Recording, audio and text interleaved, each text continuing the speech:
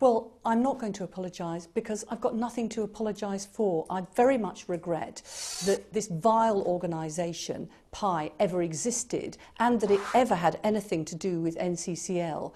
But it did not affect my work at NCCL. They'd been pushed to the margins before I actually went to NCCL. And to allege that I was involved in collusion with paedophilia or apologising for paedophilia is quite wrong and is a smear. It was regrettable that they even existed.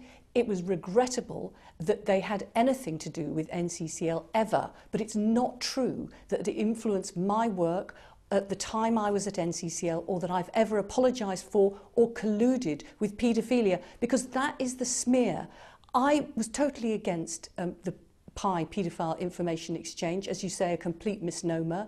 They'd been pushed to the margins. I regret they ever existed. I'm glad those of them who were involved went to prison. But it's wrong to say on the basis of that that I was therefore colluding in it and that I must apologise for my collusion and my involvement with paedophilia, because there was no such collusion and no such involvement. And it's actually not me that should be apologising for something that I haven't done. It's the male that should be apologising for their smear and innuendo. Do not apologise for going to work at NCCL. It was an organisation which was doing a lot of very important work. When I went to NCCL, I do not apologise for the work that I did there. And you're right, yes, I am somebody elected to public office and I have been a minister. And look what I've done over those years in terms of child protection, ensuring that child victims can come forward and give evidence on a video screen rather than having to go to court, ensuring that the anonymity of victims is protected,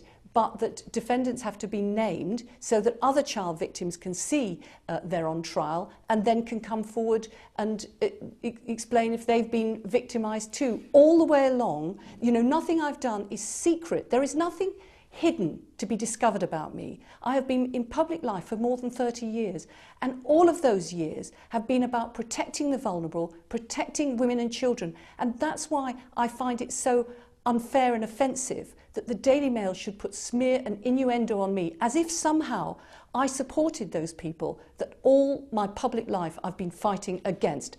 And I think that they are wrong to be doing that, and that's why I'm speaking out. So please don't keep asking me whether or not I apologise for what I've done. I stand by it. I fought to protect the vulnerable. This was a vile organisation. I regret the fact they ever existed. I supported laws to protect children, and, you know, I stand by what I've done.